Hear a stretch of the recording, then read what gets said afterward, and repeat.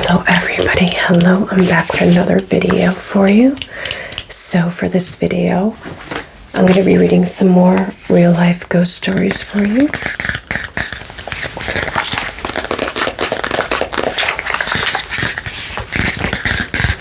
Let's get started.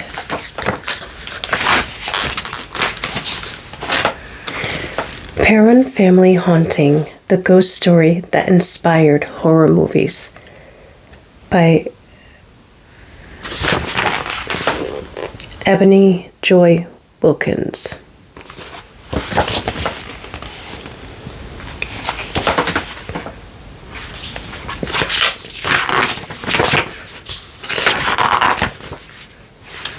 Introduction. Horror in Harrisville. During the winter of 1970, Roger and Carolyn Perron wanted to find a home with more space for their 5 daughters, Andrea, Nancy, Christine, Cindy, and April. Let me get my glasses. A farmhouse in rural Harrisville, Rhode Island seemed to be the answer. The 200-acre property was known as the Old Arnold Estate. The farmhouse had 14 rooms, a spacious porch, and plenty of room outdoors for the girls to play. But the family quickly realized that something wasn't right about their dream home. According to the family, they soon began to experience paranormal activity. Their story would eventually inspire the popular horror movie, The Conjuring. To this day, people debate whether or not the hauntings at the Perron family home were real. Many people believe the family's accounts of paranormal activity, but skeptics believe that the family made up or exaggerated their stories in an attempt to make money and get attention from the media. Turn the page and decide for yourself.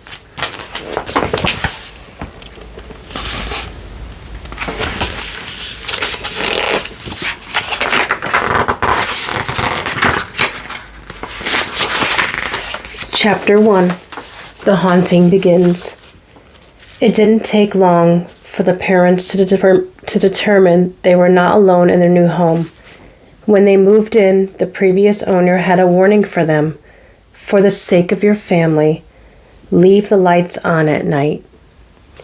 But the parents didn't understand the warning at first. They unpacked their belongings, arranged the furniture, and explored their surroundings.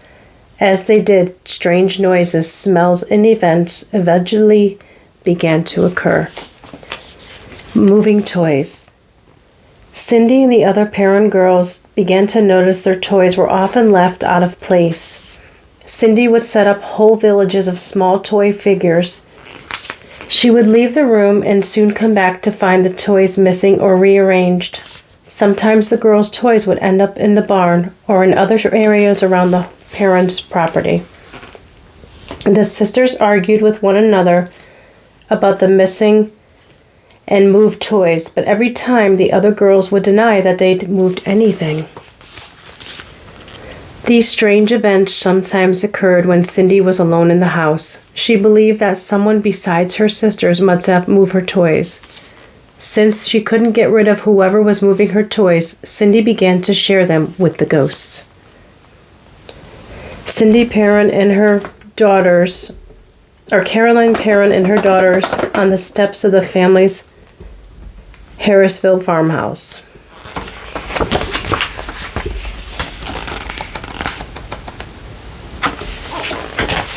I got Salem in here.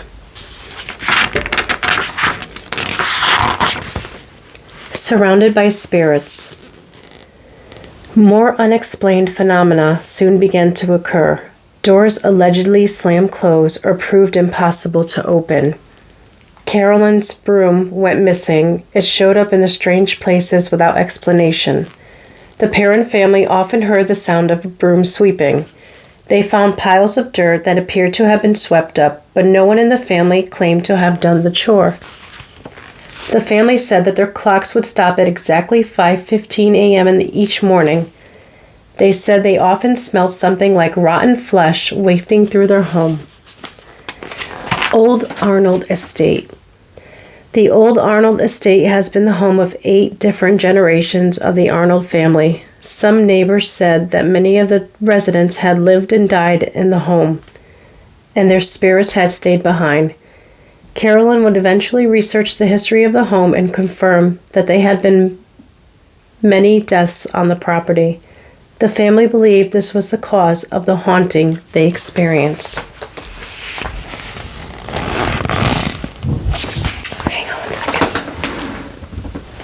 Okay.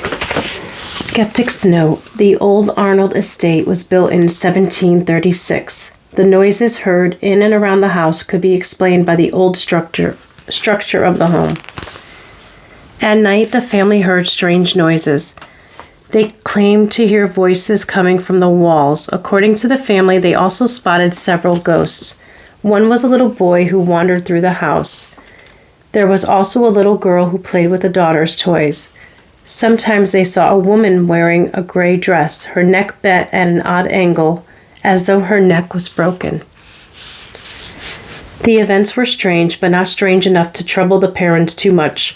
The spirits didn't seem angry. In fact, they seemed almost kind at times. During the first 2 months of their stay at the house, Cindy reported that a ghost would tuck her into bed and kiss her goodnight. She said she knew it wasn't her mother because the ghost smelled differently, but this loving behavior would soon change into something much more sinister. Fact: during the 1970s, the United States economy experienced a recession.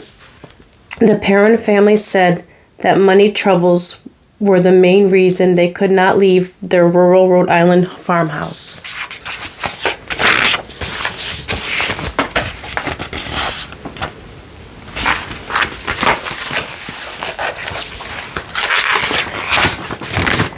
Chapter 2. Living with the Dead.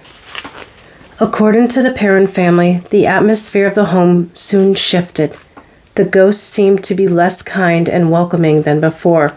The parents felt like they were constantly being watched. Few people believed the parents. However, even Roger had a hard time believing that there were spirits in the house, but the spirits were determined to make their presence known. Hide and seek. It was a hot day in August, about 6 months after the family moved in. The girls decided to play their favorite game, hide and seek. The sprawling farmhouse and surrounding property were perfect for it. Cindy found a hiding spot in the woodshed. She climbed into a large wooden box and pulled the lid closed. She held a hand over her mouth to keep from giggling. After waiting for a while, Cindy figured her sisters were not going to find her. She tried to push at the top of the box to get out. It didn't budge. The dark, tiny space began to overwhelm Cindy. She started to panic. Cindy pushed harder and began to pound at the lid. Later, she said it felt like someone was sitting on top of it, like someone was holding the lid closed. It was getting very hot inside. She began to feel like she was running out of air.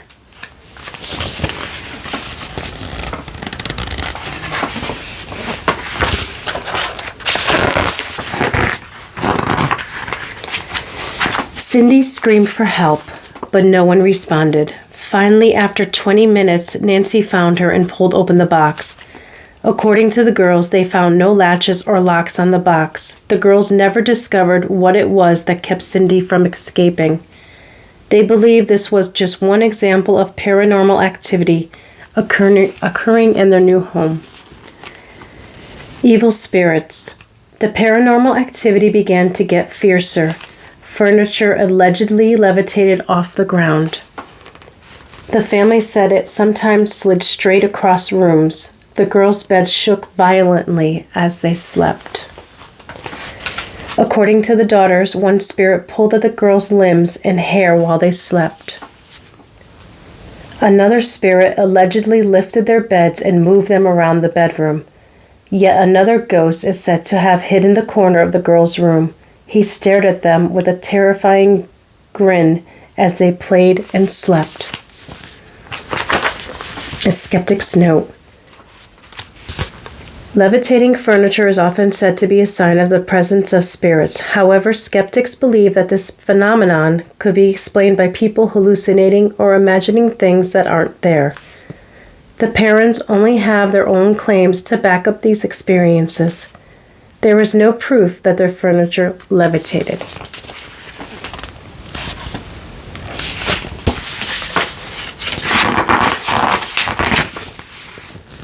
Cindy claimed that one of the ghosts whispered into her ears at night. The spirit told her that 7 dead soldiers were hidden in the walls of the house. She began to have awful nightmares. Whenever the girls would yell for help, their parents couldn't hear them. According to Andrea, the house would somehow muffle their screams and cries.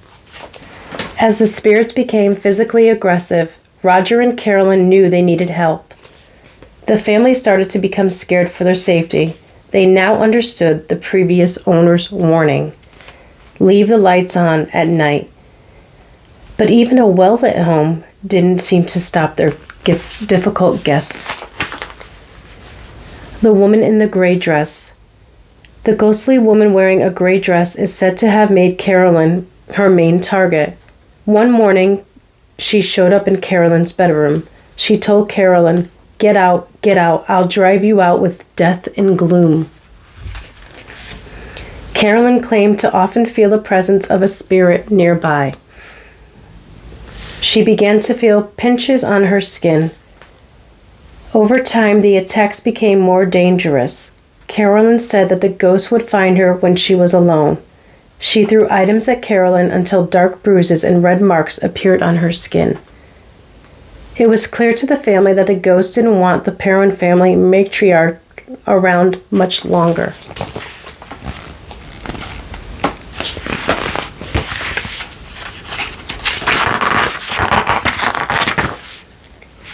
Chapter 3, Bathsheba. The Perron family believes that the ghost in the gray dress became angry when it was clear they weren't going to flee the home. The ghost's actions were harsher and happened more and more frequently. She continued to haunt her favorite target in the Perron family, Carolyn. The hauntings worsened. The ghost apparently found Carolyn resting on the couch one evening. Carolyn felt a pain in her leg. She could also feel blood. She moved the blanket from her lap. The blood was coming from a single puncture wound on the side of her leg. Sometime during her nap, Carolyn believed she had been stabbed with something. The wound appeared to be the exact shape and size of a knitting needle. The family believed that was a sign that the ghost wanted Carolyn gone. Fact: the oldest daughter, Andrea Perron, has written 3 books about her family's experiences living with spirits. The books are titled House of Darkness, House of Light, Volumes 1 to 3.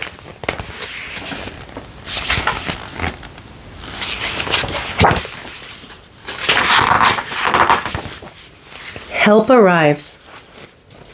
Word traveled about the reported hauntings at the Perron home. Lorraine and Ed Warren, a husband and wife team who were paranormal event investigators, heard about the hauntings at the old Arnold estate. Lorraine and Ed Warren had founded the New England Society for Psychic Research. Ed studied demons, while Lorraine claimed to be able to communicate with demons and other evil spirits. The Warrens went to the Perron home to help the young family figure out what was going on. Carolyn was relieved to have help. Many hadn't believed her claims of haunting, but the Warrens did. According to Andrea, when Lorraine walked into the Perron house, she immediately told them, "I feel a dark presence, and her name is Bathsheba."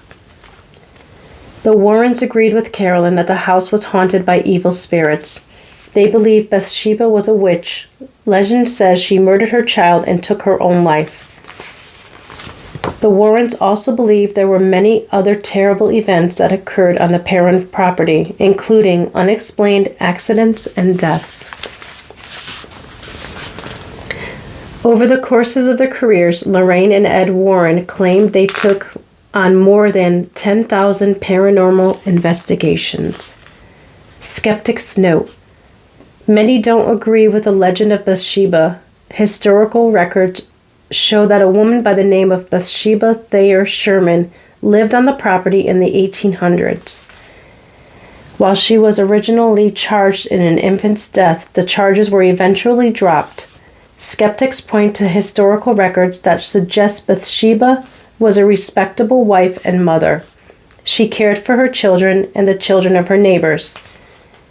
They believe the baby in her care could have simply died of natural causes or an accident.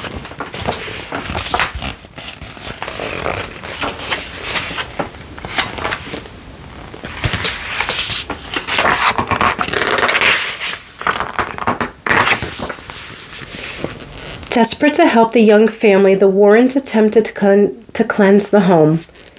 They organized a seance to try to communicate with Bathsheba. Cindy and Andrea hid nearby to watch. The girls claimed to see their mother speak in a language they have never heard. They also said that Bathsheba lifted their mother in a chair and flung Carolyn's body across the room. The girls were terrified. They believed their mother had been possessed by Bathsheba. In this image from 1986, Richard Bush from the Committee for Scientific Investigation of Claims of the Paranormal confronts Ed and Lorraine Warren. Fact: the Warrens were criticized by many over the course of their careers. In 1997, the New England Skeptical Society investigated the husband and wife team. They gave an interview on their findings in the Connecticut Post. NESS claimed that the Warrens produced little, if any, scientific proof of the hauntings they investigated. The Amityville Haunting. The Warrens were also famous for investigating the Amityville haunting. This haunting was the basis of the book The Amityville Horror by JNice. Several films were also made based on the events at Amityville. Today, people remain divided on whether or not the haunting was a hoax. The hauntings began in 1975.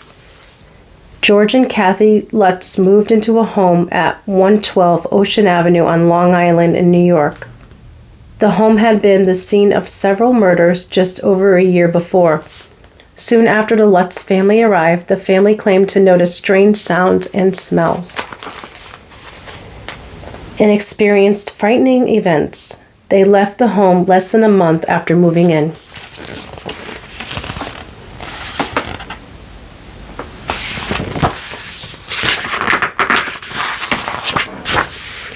Chapter 4. Nightmare Over. Ultimately, the parents believed that the Warrens' attempts to help only made matters worse.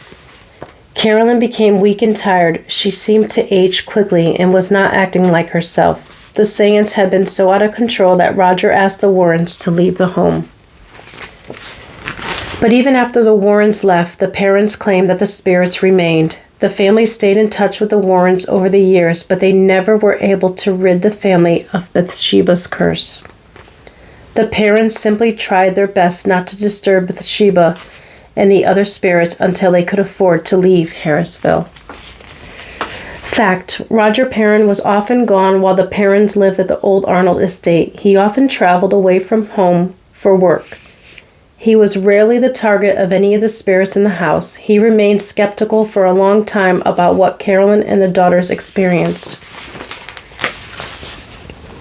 Roger and Carolyn Perrin at the family home. The 5 Perrin daughters in front of the Harrisville home.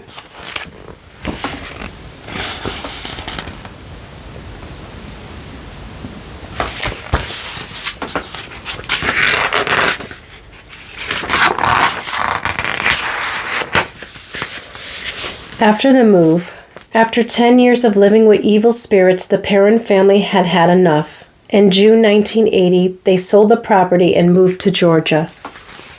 The farmhouse had other owners after the Perrins moved on. According to Andrea, many claimed to experience paranormal activity on the property. The man who moved in began the restoration on the house. When he sold it, left screaming,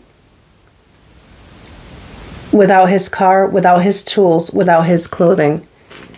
Andrea said in an interview, he never went back to the house, and it sat vacant for years. With their move, the family hoped they were leaving the spirits behind, but Andrea later wrote about the spirits that apparently followed them to their new home. She claims that to this day the parents are haunted by Bathsheba's curse.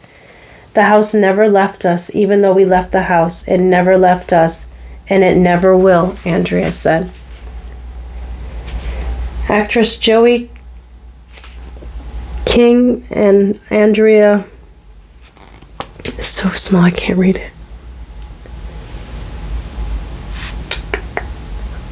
promote The Conjuring on a talk show. Lily Taylor played Carolyn Perlin, and Joey King played Christine in the movie The Conjuring. The Conjuring. The Conjuring is a horror movie inspired by the Perron family's experiences. The film was shot in North Carolina and directed by James Wan. Lorraine Warren gave the filmmakers advice on the project. Similar to real life, the movie shows the Warrens helping the Perrons rid their home of evil spirits. The Warrens bring in a team of paranormal investigators. Bathsheba is angered at their presence. She possesses Carolyn's body, just as the parents believe it occurred in real life. However, in the film, Bathsheba attempts to get Carolyn to hurt one of her children, as she had done. There are no reports that Carolyn was tempted to hurt one of her daughters in real life.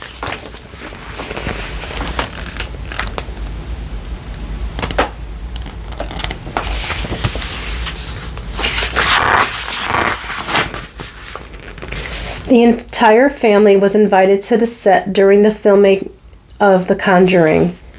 Carolyn decided not to go at last minute. While the daughters were giving an interview on set, a wild wind is said to have torn through the area. Later, the Perron daughters received bad news. They learned that Carolyn had fallen and broken her hip at the same time of this strange event. Andrea believes this was a sign from Bathsheba. The ghost was still haunting them and warning them not to dig up the past. Life with evil spirits was not what the parents had expected when they moved into their dream farmhouse. To this day, there is much debate over whether or not the haunting in Harrisville was a hoax. But whether these ghosts were real or imagined, the Perron family had to learn to live with them for the rest of their lives. Fact: Vera Farmiga and Patrick Wilson played Lorraine and Ed Warren in The Conjuring. The actors spent several days learning from the real-life Lorraine Warren before they filmed. Farmiga and Wilson also starred in The Conjuring 2. The sequel is based on the Enfield haunting, in which a family in England was victim to a poltergeist haunting. The real-life Perron sisters top pose on the set of The Conjuring with the actresses who played them in the movie Bottom. Skeptics note, aside from their own claims, there is no proof the Perron family experienced paranormal activity. A recent resident of the home, Norma Sutcliffe, believes they made it all up.